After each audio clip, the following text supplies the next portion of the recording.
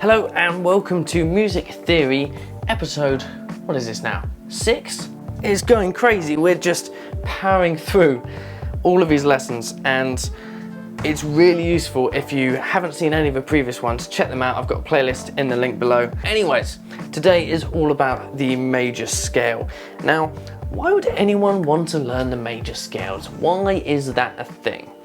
Well, so often people just assume it's a graded thing. So particularly in the UK, there's grades. There's exam grades from 1 to 8. And you have pieces to play, you have oral tests to do, which involve like clapping beats and singing, you've got sight reading, and you've got scales and arpeggios. And most of the time you're given a book, and that book has all of the scales and arpeggios written out, note for note for note for note, and all you do is you just read them, play them, it just goes up, it just goes down, make sure you're putting the right flats, the right sharps, and that's about it. You've got to memorize maybe about 6 or 7 scales per grade. Now, that's not really a lot. To be fair, it's not too bad, but it doesn't teach you anything. All you do is memorize the scale. Why? No one ever tells you. The reality is that all music is made up of scales. And if you know how to create the scales yourself, if you know how to develop these scales, then not only can you create more complex things like chords, you can create your own pieces of music. So for example, if we had something called the C major scale, and I'm going to be coming back to this in a moment as an example, that's what it sounds like, just on the piano. Really thrilling. I mean, I could do it in the left hand, that's what they ask you to do in the grades. I could do both hands, that's like grade 2 stuff, so I'm really pushing the boat out now. All 2 octaves. I'm so glad I got that right. But, point being, I can use that scale to then discover chords. I know this chord from the scale. I know that chord progression works because it's, again, from the scale. So I hope you understand the need and the requirement to basically learn scales to be accomplished, let's say, at the piano. Because not only are they a good tool for speeding up your fingers, but they're great for songwriting, and I think a lot of people really want to do that. So again, I could just stick with all the white notes and come up with something. Just because I know every single chord that fits in the scale and it all sort of links together.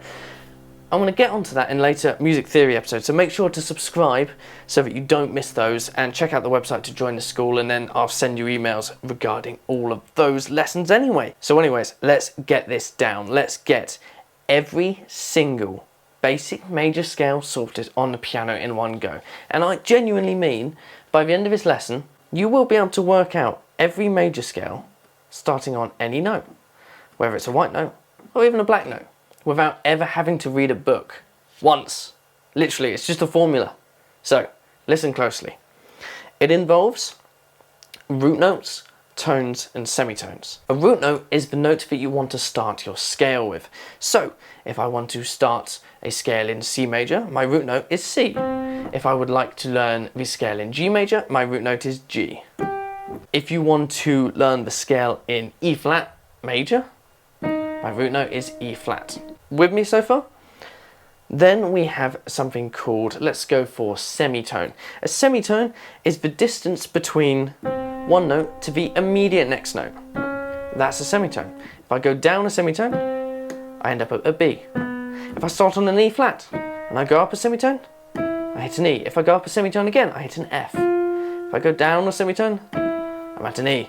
A little bit James Bondy. But the idea is that it's irrelevant whether it's a black or a white note, a semitone goes to the next immediate note.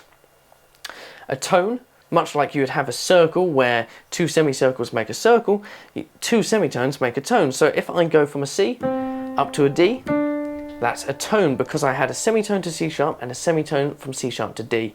If I started on E flat and went up a tone, I'd end up on F because I went a semitone up to E and a semitone up to F. Let's do one more that's a little bit odd. Let's say it was a B. We go up a tone again. We've got C sharp because we went semitone to C and then semitone to C sharp. So the point I'm trying to get across is that the white notes and the black notes are completely equal within this equation. So here's how it works. We find our root note. We go up a tone, a tone, a semitone, a tone, a tone, a tone, a semitone. Let me repeat that. You go root note, tone, tone, semitone, tone, tone, tone, semitone. So root note, 2 tones and a semitone, 3 tones and a semitone. I'll say it once more, get it in your head. Root note, tone, tone, semitone, tone, tone, tone, semitone. So we find our root note, we go up a tone, which remember, that's 2 semitones in one, so it would have been C sharp to D. Tone, again, 2 semitones. Up 1 semitone, up a tone, up a tone, up a tone, and then we have a semitone at the end. That's given us C major. You might be thinking, oh well, that's just convenient, that works on the one note. Well, let's try any random note. Let's show our eyes. I hit a B. Okay, lovely. Let's start down here so you can see it a little bit clearer. And we've got B. We're going to go up a tone. So that's where we end up, because of course we had the semitone. I'm sort of going to hit all the semitones in between. So we had B, up a tone again. So that would have been our semitone. Semitone. So we have root, tone, tone, semitone. Then you go tone, tone, tone, semitone. So for tone, tone, tone, semitone, too many tones and semitones. Tone, tone, tone, semitone has 2 semitones to get to the F sharp, 2 semitones to get to the G sharp, 2 semitones to get to the A sharp, and then a semitone to get to B. So we had root, tone, tone, semitone, tone, tone, tone, semitone. Does that sound similar to this? It might be in a different place, but it has the same sound. It's still a positive sound. So that's B major. Sounds the same as. Still positive. They're both. If you hear it on its own, positive. If you hear B major on its own, positive. It's just in a different place. And that's where you can find all the other chords as well. All the other scales on any note, any major scale, can be worked out just with root, tone, tone, semitone, tone, tone, tone, semitone. It's as simple as that. So go away and practice this. I've got a worksheet in the description. That's through my website, where I start with the simple scales for you to work out, and then they progressively get harder as you go. If you can try and aim to get all the scales figured out on the white notes, that would be a great starting place. And then you can start with the black notes. So the only difficulty you're going to come across is when you attempt to play them, because they're each going to have potentially different finger positions, but we're going to get to that in a later episode. So, hope that made sense. There's a reason for scales after all. It's for making up music, and that's what we're going to be doing in later episodes. So, get that down. Remember, root, tone, tone, semitone, tone, tone, tone, semitone, and you'll be sorted. So, stay motivated, keep practicing, and I will see you in the next one.